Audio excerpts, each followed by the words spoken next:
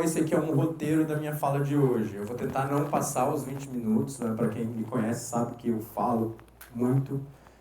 Então eu vou tentar me conter e falar dentro do tempo que o Eduardo me disponibilizou. Tá? Mas de maneira geral, eu vou falar um pouquinho sobre atividade física, definições e termos. Não vou me ater muito a isso, porque eu acho que o Eduardo ele já cobriu bastante na fala dele hoje de manhã. Vou falar um pouquinho da obesidade e da atividade física. Em específico, eu vou falar de um estudo nosso aqui de Natal, que a gente fez em parceria com o Hospital Infantil Varela Santiago. E aí, no fim, eu vou falar um pouquinho sobre as perspectivas futuras do que a gente está planejando no tratamento da obesidade infantil, considerando a atividade física em específico, né? E aí a atividade física é um dos componentes do tratamento, porque a obesidade infantil ela é uma doença multifatorial, ela é uma doença de bastante dificuldade de se tratar, tá bem? Bom, primeiro, né, o que é a obesidade? Eu acho que essa é uma boa pergunta, e a obesidade ela é bem difícil, é bem fácil de definir. Um adulto obeso, né? Um adulto obeso é aquele que tem um IMC acima de 30 kg por metro ao quadrado. Tá? O IMC, ele é uma medida muito boa para a definição da obesidade, porque é uma medida fácil. Você faz a altura da pessoa, você mede o peso da pessoa, você divide o peso pela altura dele em metros ao quadrado. Então, assim, é uma medida particularmente simples que a gente consegue fazer. Tá? E essa é a definição clínica mesmo. Tá? Aí as pessoas vão, pô, professor, a gente sabe que IMC a gente está medindo músculo também, mas na prática clínica a gente vai ver que é muito difícil a gente ter uma pessoa muito forte, né? Uma pessoa muito forte, que tem um peso elevado e que seja baixa, e aí, portanto, ela seria classificada de maneira errada, que ela tem obesidade, quando na verdade ela só é forte. Mas na prática clínica isso não acontece. Só que em crianças a gente tem um problema para a definição, que é o seguinte: a criança ela está crescendo, né? Então a criança nos primeiros anos de vida ela cresce muito, depois ela tem um período de baixo crescimento durante a infância, e durante a adolescência, no começo da adolescência, a criança cresce bastante. E essas alterações no tamanho, tanto longitudinal quanto no ganho de massa magra e massa gorda, dificultam um pouco a nossa definição de obesidade infantil. Tá? Então, o que a gente faz? A gente, para quem tem filho e filha aqui, você já deve ter levado eles no pediatra, né? Aí eles olham aquela curva de crescimento. Então o pediatra compara o crescimento da criança com o que a gente espera que seja normal para a idade dela. Tá?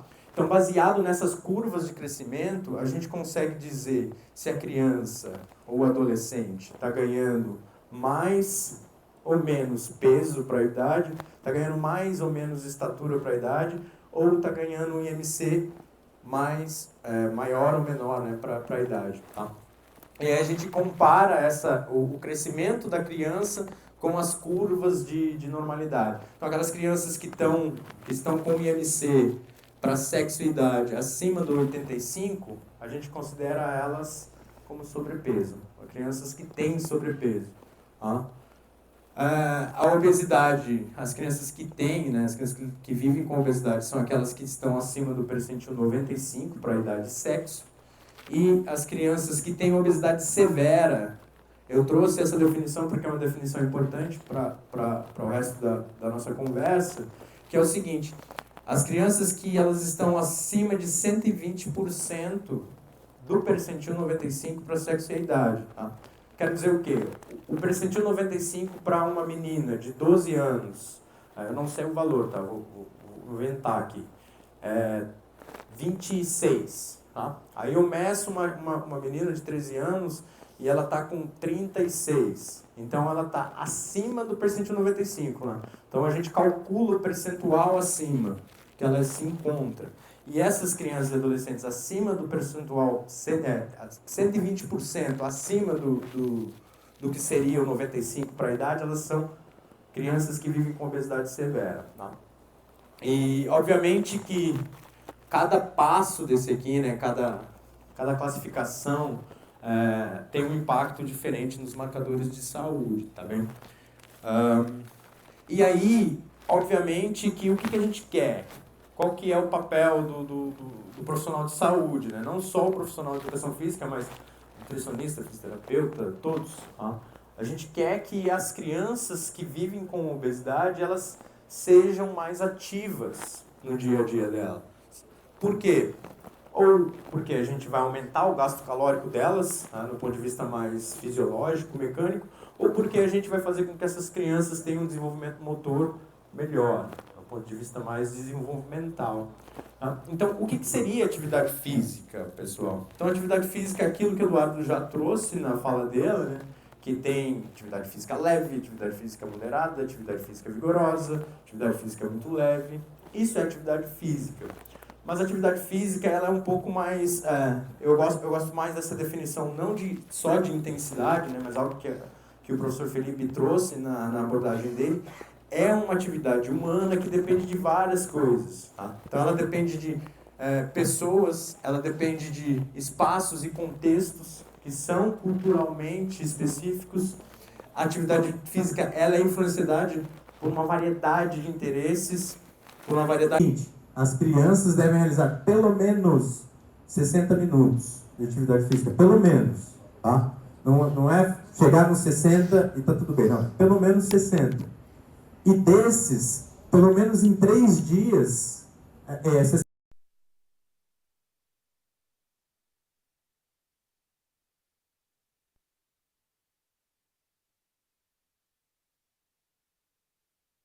a força muscular, tá? Caramba, tem 2 agora.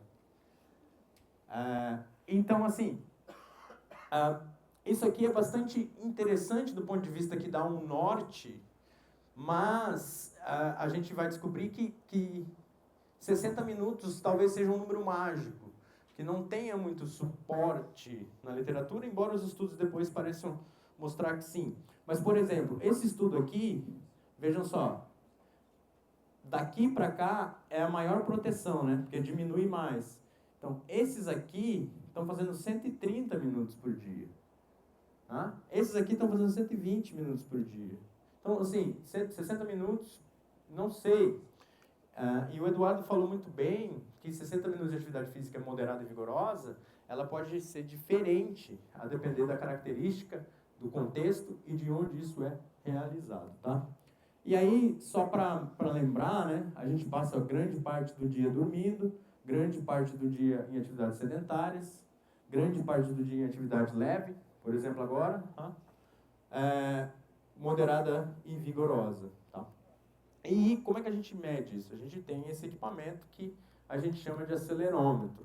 Aí o que a gente fez? A gente queria saber lá no Hospital Infantil Varela Santiago, que tem um núcleo de tratamento da obesidade infantil, multiprofissional, tem a nutricionista que está aqui, a Mayara, ela vai falar depois, tem as pediatras, endocrinologistas e tem a psicóloga. E aí a gente está lá, o pessoal da educação física, com o Ítalo, né, os meninos ali do IC que já passaram por mim, eles vão lá e fazem um trabalho de atividade física com essas crianças, embora não seja nada sistematizado, né?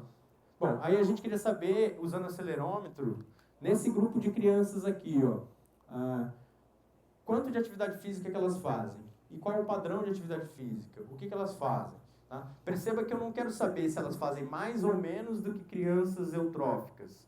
Não, eu quero saber o que as crianças fazem e qual é o perfil delas, né? E se isso tem associação com obesidade, né, com severidade da obesidade. Então vejam só, em torno de 79 meninos e meninas era o universo de crianças que a gente tinha, a gente não conseguiu avaliar todos eles. Tá? Alguns faltam, alguns desistiram.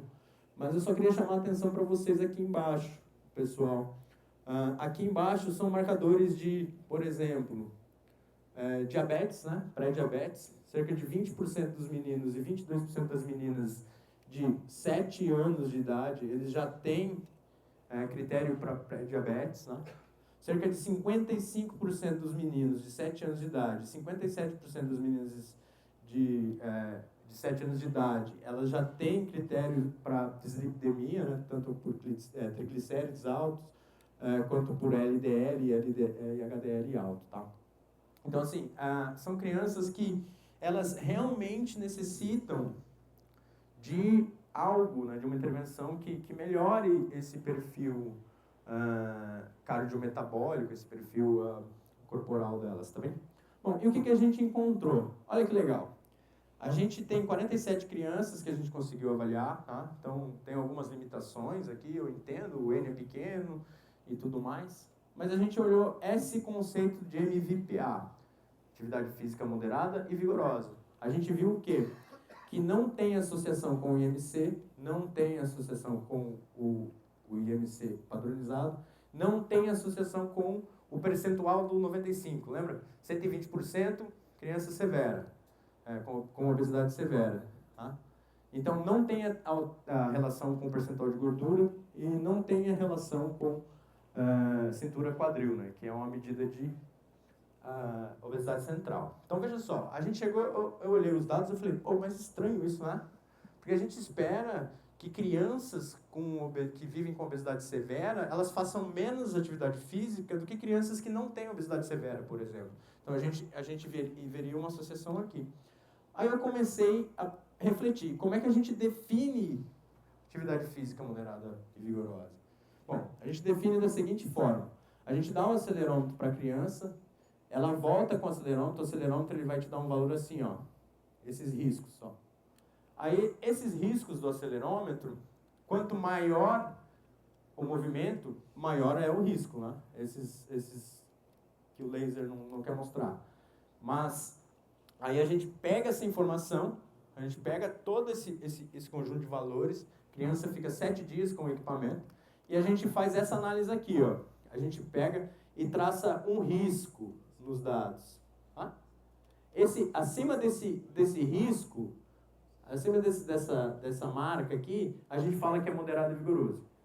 Tá? Então, tudo que está abaixo, a gente desconsidera. Tudo que está acima, moderado e vigoroso. É óbvio, né? É uma análise bem simples. Agora, o meu problema com essa análise, né, é o seguinte, quem falou que essa marca é moderado e vigoroso? Tá? Pô, professor, a literatura, tem estudos que mostram que essa aceleração é moderada e vigorosa. Mas, na verdade, esses estudos, primeiro, crianças com obesidade, eu não achei nenhum brasileiro. Tá? Então, começa por aí. Lembra, a atividade física tem contexto, tem uma série de fatores que influenciam, tem local e etc.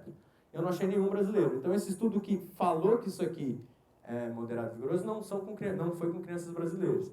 E segundo, não foi com crianças com obesidade, foi com crianças eutróficas. Então, assim, o que a criança faz atividade física, uma criança eutrófica, para ela, é diferente do que uma criança com atividade física, uma criança com obesidade faz atividade física. Tanto do ponto de vista de contexto, quanto do ponto de vista fisiológico. Tá? É diferente.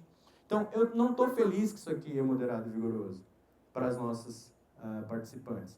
Então, o que eu fiz? Eu fiz uma análise diferente. Eu peguei isso aqui, ó, gradiente de intensidade. Isso aqui é aceleração média. Aceleração média é só a média do dia. Tá? Então, eu dou acelerômetro, quanto maior a média, maior a atividade física. Tá? Só que a média não fala nada sobre intensidade. Agora, esse de baixo fala. O que é isso? Bom, é o seguinte. Se a gente pegar o dia nosso, que está aqui embaixo, e o tempo, né? Então vejam só, a gente gasta muito mais tempo em atividades dormindo, sedentária, atividade física leve, e a gente gasta muito menos tempo em atividade física vigorosa. Então tem uma relação inversa entre tempo e intensidade. Tá? Para o pessoal da fisiologia, eu adoro esse gráfico, eu ensino esse gráfico na fisiologia do exercício. Quanto maior a intensidade, menor o tempo. Então essa relação ela existe, certo?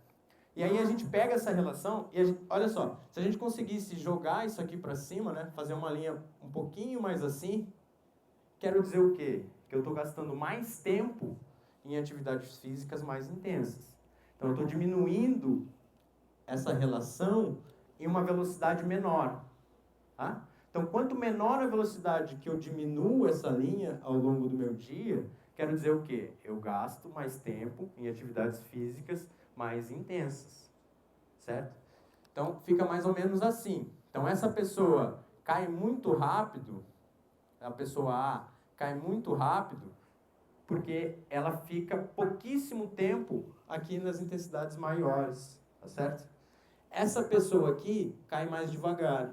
Então ela tem um perfil de aceleração que é diferente dessa pessoa. Bom, perfeito. Então eu queria, minha outra pergunta foi o seguinte. Bom, moderado vigoroso parece que não traduz, ou parece não estar associado com os padrões de obesidade. E esse padrão aqui? Quando a gente fez essa análise, a gente descobriu que ela está associada com diversos fatores da obesidade. Então, olha só, as crianças com obesidade severa, elas têm um perfil de intensidade menor. Então, elas passam menos tempo do dia delas em atividades mais intensas. E isso está inversamente relacionado com a severidade da obesidade, com o percentual de gordura, com os níveis de gordura central e com o IMC. Qual que é a mensagem aqui? A mensagem é o seguinte: parece que em crianças com obesidade, crianças que vivem com essa doença, essas crianças, elas fazem menos atividade física a depender do nível de obesidade.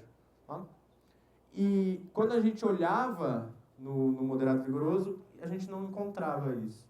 Bom, agora, depois disso, a gente tem um desafio, que é o seguinte, né? Antes de chegar no desafio, algumas mensagens para casa disso, né? Então parece que o MVPA ele não consegue captar, porque o MVPA é baseado em outras crianças, outros contextos. Esse gradiente de intensidade ele é inversamente associado com o desfecho de obesidade, certo? Tem um efeito significativo na obesidade, na severidade da obesidade. Crianças com obesidade severa, eles têm um perfil de intensidade diferente, né, menor do que as crianças com obesidade. Agora, o que a gente ainda não... Algumas coisas a gente precisa considerar na minha pesquisa, né? Primeiro, né? Quais são as associações com outros desfechos de saúde? Será que esse padrão de atividade física também leva a outros desfechos de saúde? E segundo, né, a gente está com o tamanho da amostra que é relativamente pequeno. Então, assim, um pouquinho de sal aí na nossa análise. E agora os próximos passos, isso aqui foi um mestrado da minha aluna Eliette, né? Agora os próximos passos são esse aqui que vai começar agora em julho e agosto. A gente vai voltar lá no hospital, a gente vai seguir essas mesmas crianças um ano depois, porque o da Eliette foi ano passado, um ano depois, e a gente vai investigar como que elas estão do ponto de vista de atividade física hoje, um ano após a primeira avaliação, e a gente vai inserir uma medida de função vascular. A gente quer saber se essas associações elas existem entre atividade física e função vascular em crianças com obesidade. E a gente quer saber também os padrões, né, as alterações da atividade física no ano, se isso tem relação com a função vascular ou não. E a gente vai tentar aumentar um pouquinho esse N também para as análises, né? Então, esse estudo vai começar agora, vai começar em agosto, julho e agosto, né? A gente está na fase de preparação. A gente, obviamente, sempre precisa de ajuda. Quem tiver interesse, é só me procurar, tá bem? Só que aí a pergunta principal, para mim, eu acho que eu já estou encaminhando aqui para os finalmente, e agora? A gente tem essa informação. O que fazer? Além da atividade física, para observação, né, de ver o que as crianças fazem no dia a dia e descobrir se isso é bom ou é ruim para a saúde delas, eu quero saber, e aí? Como que a gente usa a atividade física para o tratamento da obesidade e das comorbidades, tá? Então, isso é a ideia para o futuro. Então, veja só. Esse estudo aqui é muito legal, tá? É uma revisão sistemática da Cochrane. Eles queriam saber o impacto da atividade física comparada com o controle na prevenção da obesidade em crianças de 6 a 12 anos. É a idade que a gente trabalha. Aí eles mostraram o seguinte. A força da evidência aqui é moderada para os dois, tá? Eles mostraram que não tem efeito aqui, atividade física resulta em pouco ou não diferença no IMC padronizado. Eita, parece que não funciona. E a atividade física provavelmente reduz o IMC. Tá? Então, assim, parece que a atividade física não tem um impacto, de acordo com essa revisão. Só que quando a gente olha os estudos individuais, são vários fatores. Aonde que a atividade física é feita importa. Muitos dos estudos não é feito na clínica. Muitos estudos são estudos na comunidade ou na escola, tá? O que é diferente da gente. Muitos estudos, a intervenção dose, o que faz de intervenção, não está muito claro. E muitos dos estudos são fora do Brasil, né? O Brasil tem uma coisa que é incrível, que os outros países talvez não tenham, que é o Sistema Único de Saúde.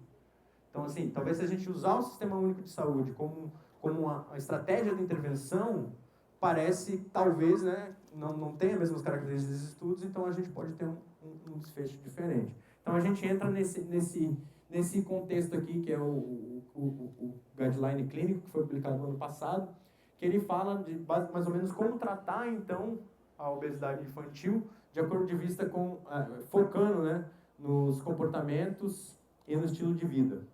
Aí eles falam aqui que uma das coisas para se fazer é educação em saúde e modificação de comportamento através de aconselhamento. Tá? Então eu vou focar nisso aqui. Então qual que é a ideia? A ideia agora a gente está fazendo uma parceria, né? Essa parceria já existe com o professor Hassan, que estava ali, a professora Leoni, que está ali, e a Bruna, que é a mestranda do Hassan agora, e a Bruna e o Hassan já têm um estudo de aconselhamento que está em andamento. Bom, se ele já tem um estudo de aconselhamento em andamento, o segundo passo foi ver o que o guia fala sobre aconselhamento. Ele fala que o aconselhamento ele melhora o IMC da criança, incluindo aconselhamento de baixa intensidade. Opa, então parece que o aconselhamento para a saúde funciona, para melhorar o IMC. Agora a nossa pergunta será que o aconselhamento, será que com estratégia de aconselhamento dentro da clínica, com os pais, cuidadores e as crianças, uma dose entregue uma vez por mês, ao longo de 6 meses, será que ele consegue melhorar o perfil de atividade física dessas crianças? Será que ele consegue, será que a gente, através do aconselhamento com os pais cuidadores, a gente consegue fazer com que essas crianças sejam fisicamente ativas? Não estou nem pensando nos 60 minutos, estou pensando talvez no perfil de intensidade, talvez nos momentos mais ativos. E se sim, isso tem impacto no IMC? Isso tem impacto nos marcadores de comorbidades, marcadores sanguíneos e por aí vai.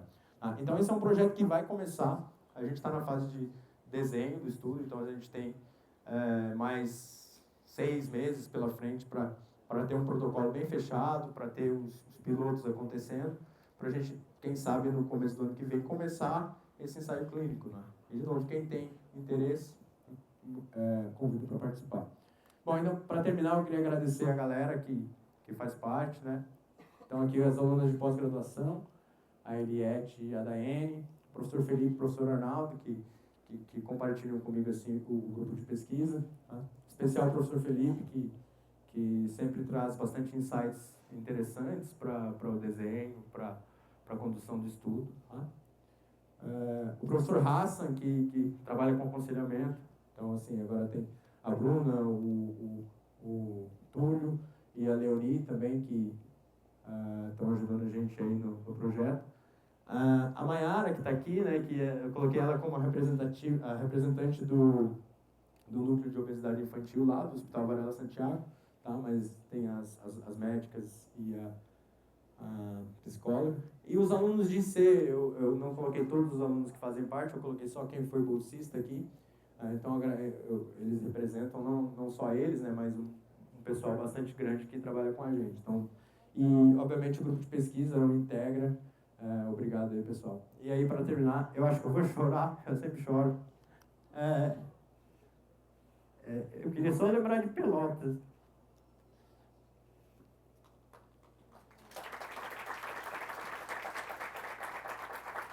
Então, assim, são fotos que eu tirei de lá, né, quando eu morei lá. E esse lugar alagou, né? Esse lugar aqui alagou também. Então, assim, é bastante triste, tá, gente? Obrigado aí pela atenção.